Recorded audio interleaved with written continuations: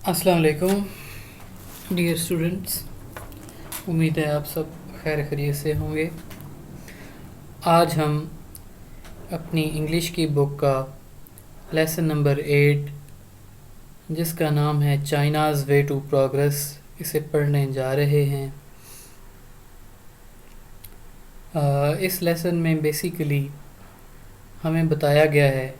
कि चाइना ने कैसे तरक्की की और उन्होंने कैसे अपना नाम तरक्की याफ्ता ममालिक की फ़हरिस्त में लिखवाया। आएँ अब हम इसके टेक्स्ट की रीडिंग शुरू करें। For 22 years, China lay forgotten and was even confused with a small island, one of its provinces. के 22 बरस तक, इसकी आज़ादी के 22 बरस के बाद तक 1949 के अंदर चाइना ने आज़ादी हासिल की और 1949 के बाद 22 बरस तक चीन को जो यूनाइटेड नेशंस यानी कि अक़वाम मुत्तहिदा के अंदर रिकग्नाइज़ यानी कि शनाख्त नहीं मिली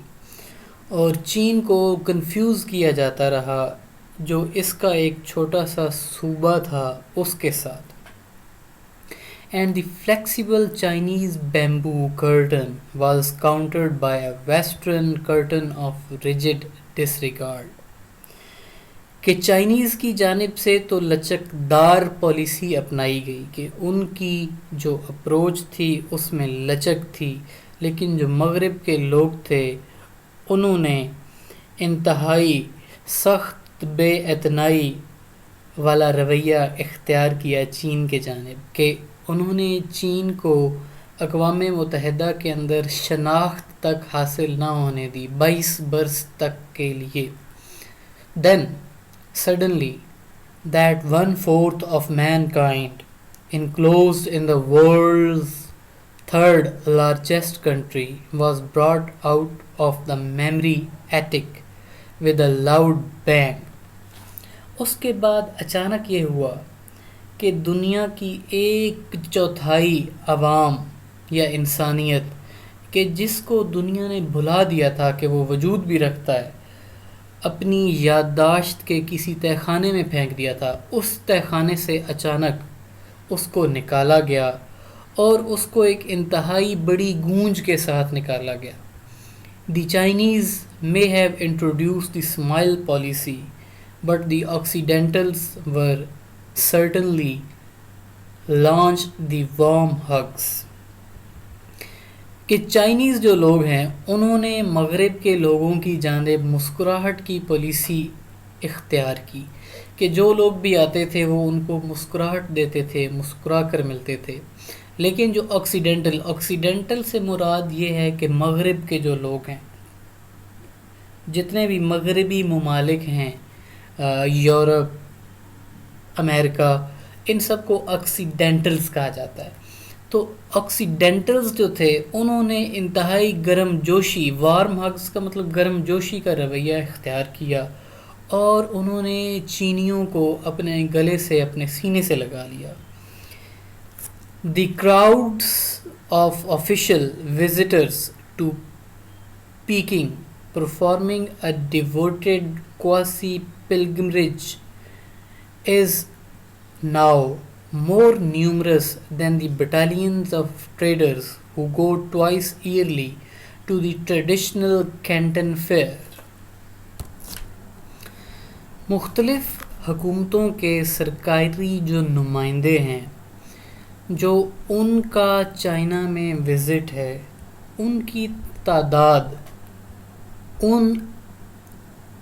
ताजरों की निस्बत दुगनी है जो कि हर साल चाइना के बड़े तिजारती मेले कैंटन फेयर में जाते हैं। मतलब कि अचानक से चीन को शनाख्त दी गई और अचानक से मगरबी ममालिक के बेतहाशा सरकारी जो नुमाइंदे थे उन्होंने चीन के दौरे करना शुरू कर दिए। 73-year-old Zhou Enlai will end up dislocating his right hand if he goes on shaking it at the present rate, with delegations running into hundreds of people at a time, his eyes blinded by the constant flashing of the official souvenir photographs.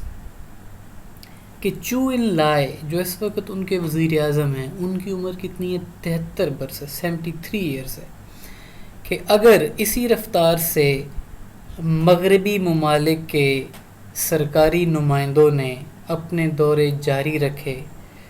تو اس کا دایاں ہاتھ، اس کا جوڑ کوئی اکھڑ جائے گا، کہ لوگ اتنی زیادہ تعداد میں آ رہے ہیں، اور وہ جو نمائندے یا جو وفد آتے ہیں ان کے اندر سینکڑوں کی تعداد میں لوگ ہوتے ہیں، اور ہر ایک بندے سے ہاتھ ملانا، 73 سالہ جو بوڑھا چو ان لائی ہے، اس کے نتیجے میں اس کا ہاتھ یقیناً اکھڑ جائے گا، یہ رائٹر کا کہنا ہے، اور اس کی آنکھیں اندھی ہو جائیں گی کہ اتنی زیادہ سرکاری یا آفیشیل فوٹوگرافس جیسے کہتے ہیں وہ اس کی کھینچی جا رہی ہے۔ The queue of countries on the waiting list to recognize the People's Republic of China is growing longer with the mounting awareness of the absurdity of the past oblivion or a political guilt complex for having kept China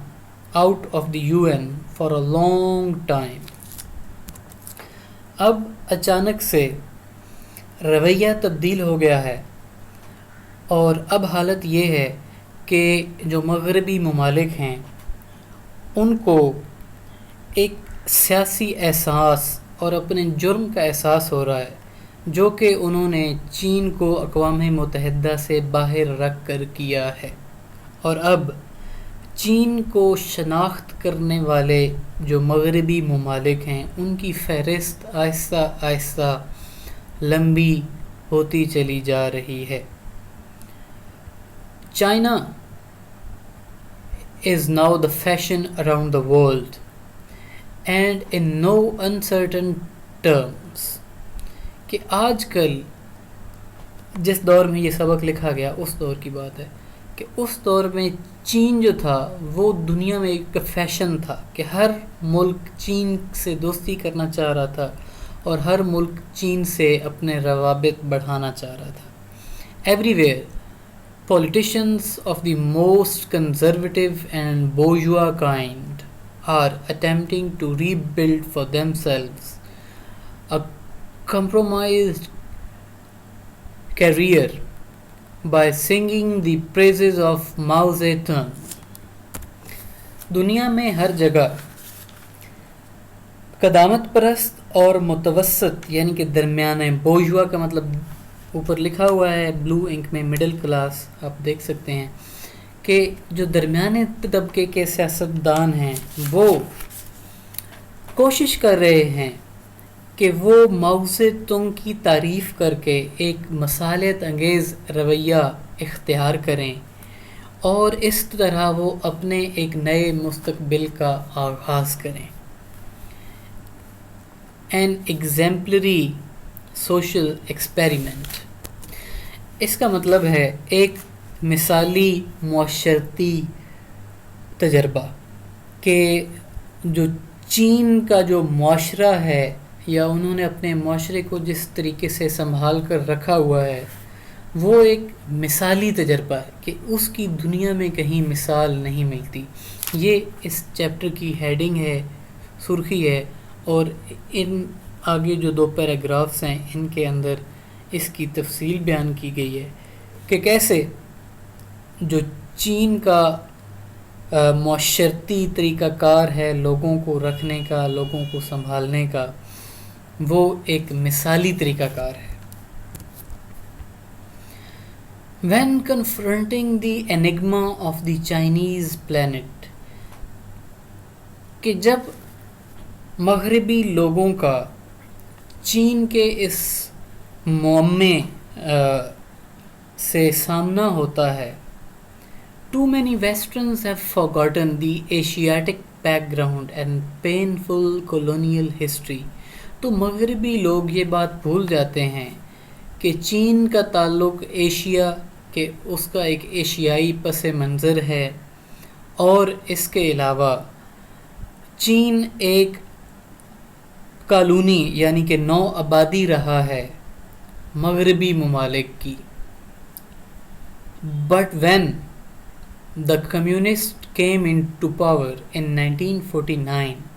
the vast majority of the country carried on as it had been doing for past 2000 years. کہ جب 1949 کے اندر communist party چین کے اندر اس نے حکومت سنبھالی، تو چین کی جو اکثریت عوام تھی وہ اپنی زندگی گزارنے کا طریقہ کار ان کا وہی تھا جو کہ 2000 سال پہلے تھا. In an early iron age economy. کہ اگر ہم اندازہ لگانا چاہیں تو ان کی معیشت جو لوہے کا جدید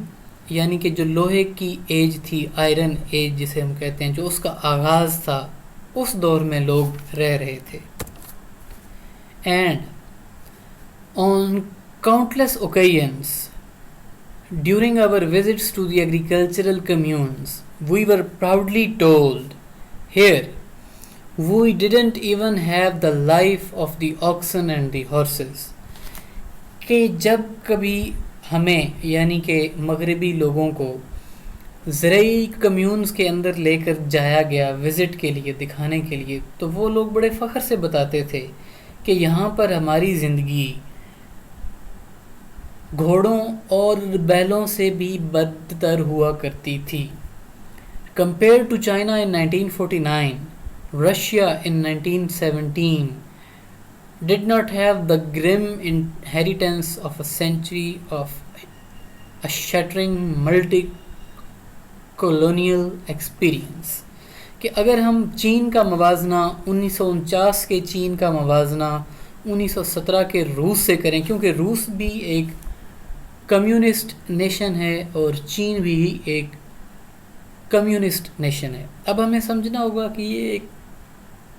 کمیونسٹ ہوتا کیا ہے. دنیا میں اس وقت دو جو نظام حکومت ہیں ان کی آپس میں ٹسل اگر ہم کہیں تو چل رہی ہے. ایک ہے ڈیموکریسی، جیسے ہمارے ملک میں ڈیموکریسی کیا ہوتی ہے کہ لوگ اپنے نمائندوں کا انتخاب کرتے ہیں اور وہ نمائندے ان کے اوپر حکمرانی کرتے ہیں،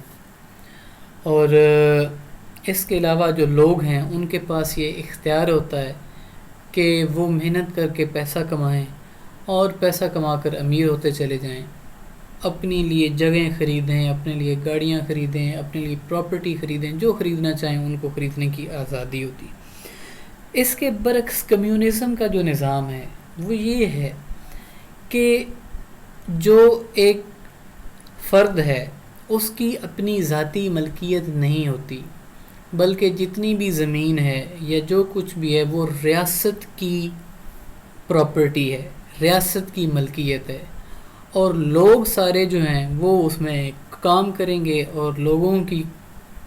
جو ضروریات ہیں ان کو پورا کرنا یہ ریاست کی ذمہ داری ہے.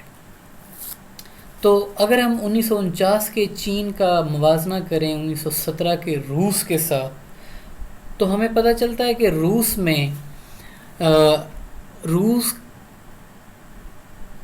کو نو آبادیاتی نظام کا سامنا نہیں کرنا پڑا. Russia never suffered China's fate of such a sharp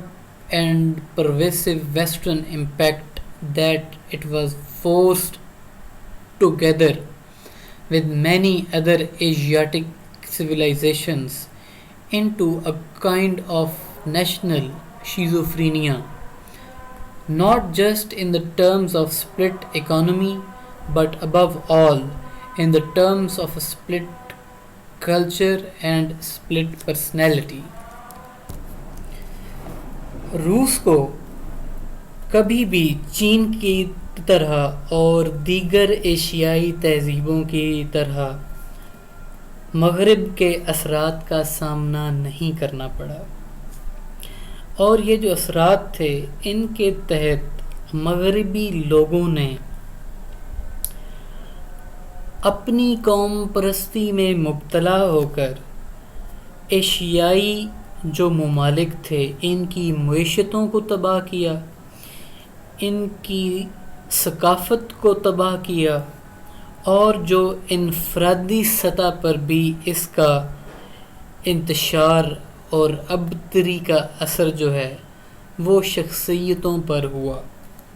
کہ فار ایگزامپل اگر ہم اس کو سمجھنا چاہیں تو جو گورے لوگ تھے، اگر ہم اپنی مثال لیں تو ہم آج بھی یہ سمجھتے ہیں کہ گورے ہم سے زیادہ ذہین ہیں۔ یہ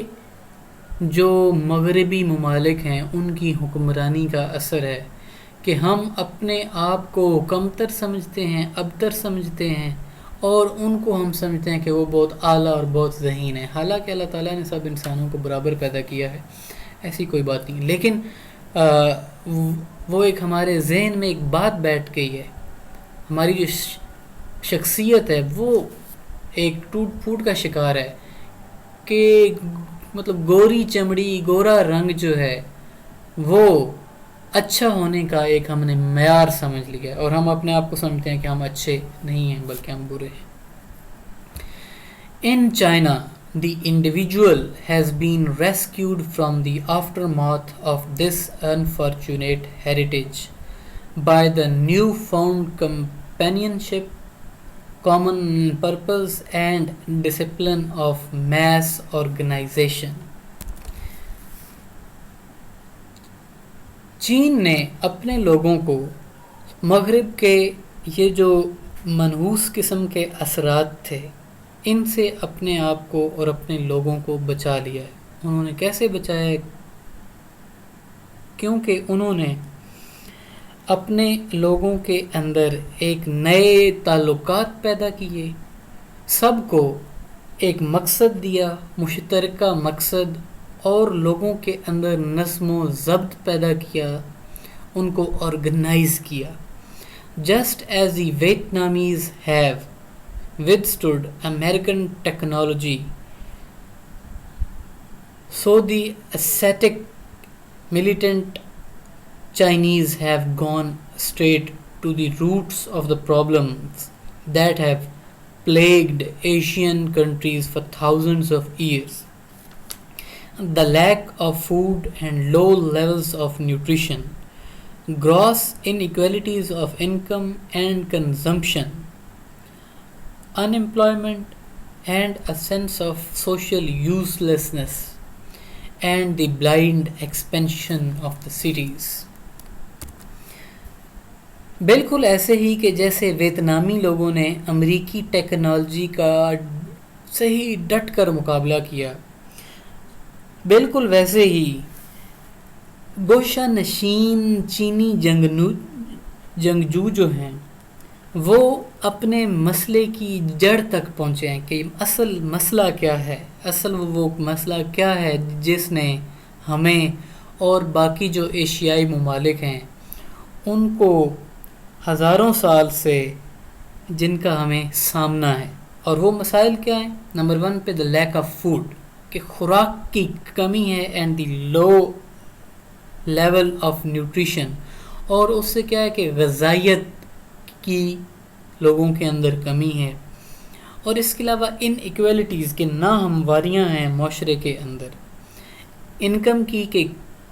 بعض لوگ بہت زیادہ کماتے ہیں اور بعض لوگ بہت ہی کم کماتے ہیں، اینڈ کنزمپشن، اور کیا ہے کہ وہ جو انکم ہے اس کو استعمال کرنے میں بھی ان ایکویلٹیز ناہمواری ہے کہ بعض لوگ بے دریغ استعمال کرتے ہیں